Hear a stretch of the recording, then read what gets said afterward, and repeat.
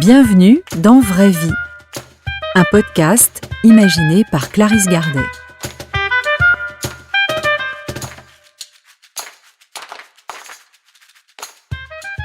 On croit souvent très bien savoir ce que ressentent les autres, ce qu'ils pensent, ce dont ils ont envie ou besoin, particulièrement ceux qui sont dans les situations difficiles ou qui traversent une épreuve comme la maladie, le handicap, la séparation. Vraie Vie donne la parole à celles et ceux qui sont concernés pour entendre de leur bouche et sans filtre ce qui fait leur quotidien, ce qui est difficile, mais aussi ce qu'ils ont appris et ont à transmettre. Vous écoutez Pour le meilleur et pour le pire, un épisode où je m'entretiens avec Suzanne. Suzanne m'a parlé de la douleur de voir son compagnon se métamorphoser sous ses yeux, de son désarroi face à cette situation, du rôle d'aidante qu'elle a dû endosser avec toutes les contraintes et la fatigue qui vont avec. J'ai entendu beaucoup de souffrance, mais aussi beaucoup d'amour. On devient secondaire et on s'efface complètement vis-à-vis de ça. C'est pas possible autrement. Suzanne et Édouard, un couple uni. Ils se sont rencontrés en 1990, à la retraite, tous les deux, après avoir eu chacun une vie, comme on dit, connu chacun des bonheurs et des épreuves, ils se sont trouvés. Leurs familles respectives, leur entourage étaient témoins de leur complicité, de leur passion commune pour les voyages et les tournois de bridge, de leur union harmonieuse et tendre, toujours aux petits soins l'un pour l'autre. Et puis, il y a 5 ans environ, la maladie neurodégénérative d'Édouard se manifeste par touches de plus en plus marquées. Il commence régulièrement à imaginer que des intrus se sont introduits dans la maison en son absence et il exige de changer toutes les serrures. C'est comme ça que ça a commencé. Et puis petit à petit, ça s'est aggravé, ça a été autre chose. Mais c'est vraiment le phénomène déclencheur, c'était la visite de quelqu'un dans la maison alors qu'on n'était pas là. J'en ai parlé à son médecin de la dialyse, qui m'a dit ça peut être un effet de la dialyse, mais c'est pas obligé, quoi. Mais en fait, il m'a dit ça peut être c'est vasculaire, quoi, ce truc. Et petit à petit, ça s'est dégradé, quoi. Et quand est-ce qu'il y a eu un diagnostic de posé ? Le diagnostic, il a été posé l'année dernière seulement, quand on est allé voir un psychiatre. Mais avant, il ne voulait pas y aller, parce qu'il refusait tout contact avec un médecin dans ce domaine-là. On annonce alors à Suzanne que la maladie d'Édouard est neurodégénérative, que l'évolution sera progressive. À mesure que la maladie d'Édouard évolue, la vie de Suzanne se transforme. Elle finit par réduire ses temps d'absence au minimum pour faire les courses, par exemple, ou emmène Édouard avec elle pour ne pas le laisser seul. Elle devient aidante, selon la formule consacrée. Et pendant longtemps, tu as eu ce rôle qu'on appelle d'aidante. Ah ben bien sûr, ah oui, pendant 2 ou 3 ans, facilement. Hein. Et ça consiste en fait en ça, à être tout le temps... Toujours présente, nuit et jour. Et dans le rôle d'aidant, donc ce qui est difficile, c'est le quotidien. Oui, bien sûr. Ça, c'est l'aspect, on va dire, un peu pratique, organisation. Oui, et fatigue. Parce que le quotidien, c'est vraiment être constamment aux aguets. Tu peux pas te retourner parce que c'est juste à ce moment-là qu'il va glisser, par exemple, tu vois. C'est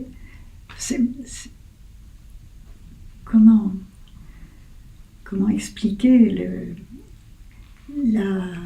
la présence d'esprit qu'il faut avoir constamment, tu vois, pour anticiper. Et moi, c'est ça qui était difficile, quoi. C'était de prévoir ce qu'il allait faire. Voilà. Et donc ça prend complètement le pas sur tout le reste. Ah, surtout.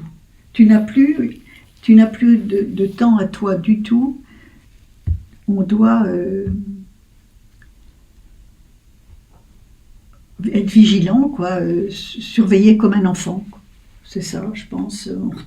Il est retombé dans l'enfance, il est prêt à faire, on dirait une bêtise pour les enfants, si tu veux, mais lui, c'est de l'inconscience et c'est du... Et donc tes moments de répit, c'était quand il dormait? Voilà, oui, quand il dormait. Ça, c'était... Et comment tu faisais tes courses? Pendant qu'il dormait, et puis j'y allais aussi pendant que la femme de ménage était là. Oui, donc une vie aussi Très réduite, hein. Oui, où tu n'as sûr. aucun choix en plus. Non, t'as pas le choix là. T'es obligé d'être là constamment. Ouais. Il y a quelques mois, l'évolution de la situation a fait que Suzanne a dû se résoudre à accepter qu'Édouard soit placé dans une institution spécialisée. Depuis, elle lui rend visite plusieurs fois par semaine. Je lui demande ce qui est le plus difficile pour elle. C'est de le croire malheureux. Ça, c'est la première chose. Si tu veux, il a des moments de conscience, enfin, que moi je pense, hein, parce qu'on parle, on ne fait pas des grands discours, on fait pas, mais si tu veux, j'ai l'impression, enfin, il est toujours très affectueux, il me reconnaît, il m'adore toujours autant, mais si tu veux, par moment, dans ces moments-là, justement, il veut revenir avec moi, donc il est malheureux. Tu vois? Parce que quand je m'en vais, il a les larmes aux yeux. À chaque fois? Presque. Et quoi d'autre? C'est surtout ça.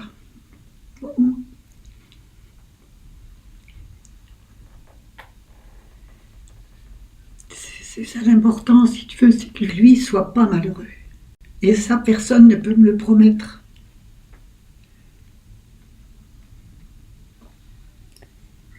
Je comprends. Et toi, dans tout ça? Moi, c'est secondaire. C'est pas... Moi, je peux m'arranger avec moi, si tu veux. Bon, j'en baffe par moment, bon, c'est clair. Mais moi, j'assume, si tu veux, j'ai toute ma lucidité, enfin, que je crois, tout au moins. Mais si tu veux, moi, c'est pas important. C'est ce que lui ressent qui est important, tu vois. Chaque fois que je m'en vais, c'est vraiment une douleur pour lui. Et quand je suis pas là, comment vit-il? Parce qu'à la fin, quand on vivait tous les deux, si tu veux, j'étais constamment à côté de lui, à regarder ce dont il avait besoin. Bon, tu vas me dire, j'étais peut-être trop maternelle, j'en sais rien, mais ça fait partie de moi, ça, hein, j'y peux rien.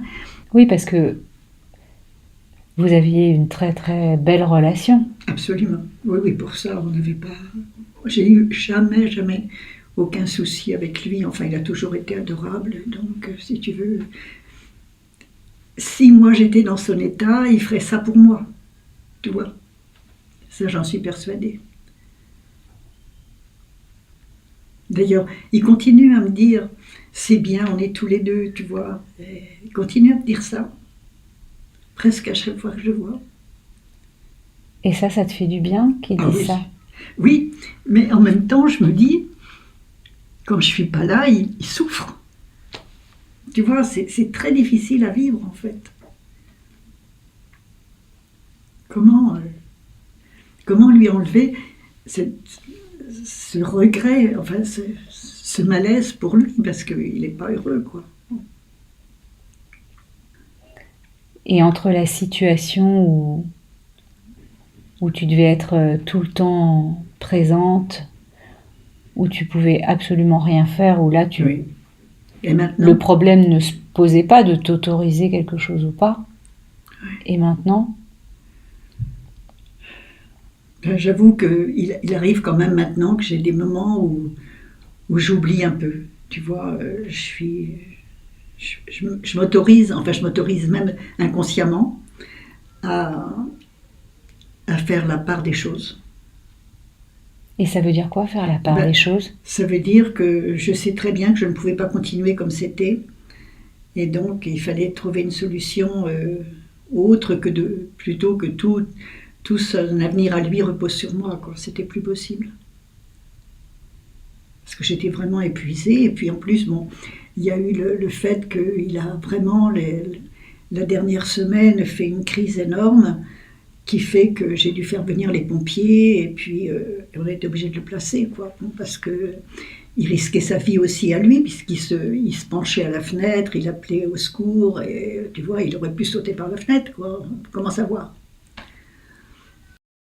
Ce qui perturbe beaucoup Suzanne, ce sont les moments de lucidité d'Édouard.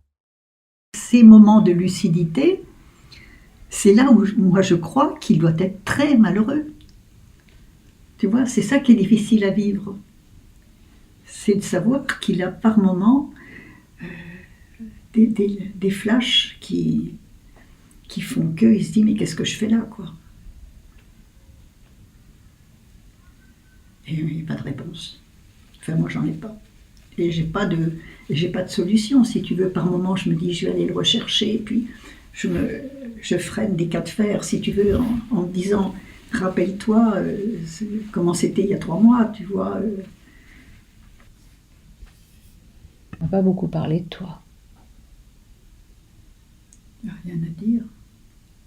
Qu'est-ce que tu veux, moi je suis prise par le devoir, le devoir et le vouloir du bien-être de l'autre, si tu veux. C'est pas...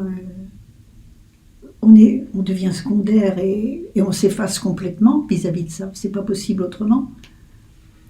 T'as pas le droit d'avoir des aspirations autres que son bien-être, hein. C'est pas possible.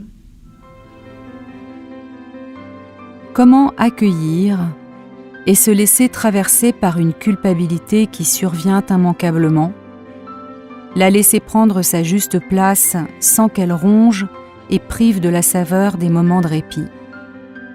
Comment faire qu'un nouvel équilibre s'installe et permette d'accepter le mouvement naturel des émotions et de sentir à nouveau le goût de la vie? Et maintenant, tu dors mieux? Maintenant, je dors nettement mieux. Bah oui, parce que quand je m'endors, si tu veux, il n'y a pas un effet extérieur à moi-même qui me réveille. Je me réveille déjà par moi-même, tu vois, 2 ou 3 fois par nuit, mais c'est au moment choisi par mon corps à moi, ça n'a rien à voir avec lui. Et tu arrives à avoir des moments pour toi? Oui, maintenant je commence. Oui. Je commence. Je me suis déjà autorisée à aller au théâtre, à aller au cinéma. Tu vois, je lis, parce que je ne lisais plus du tout. Je n'avais même pas envie d'ouvrir un livre. Et ça y est, je relis avec beaucoup de plaisir. Ça, pour moi, c'est important.